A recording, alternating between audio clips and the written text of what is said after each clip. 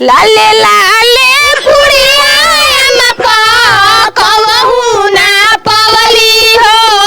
तबले रबिया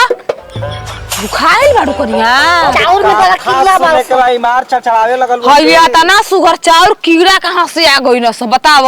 बुखाइल बाड़ू चल घर में पूरी दियाई खाए के पूरी महंगा लगतई हम पप्पा भेजल बारम पूरी मिठाई जबेली रसगुल्ला जल के करियो अगला अगला उहे खाएंगे अलगा अलगा अगला अगला ना अगला अगला गुरु हमनी के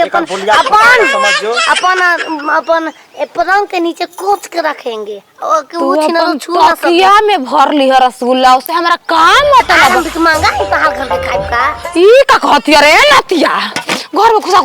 के मांगा के बेटी जमल के छिनरी दहेज मांगल हो छछो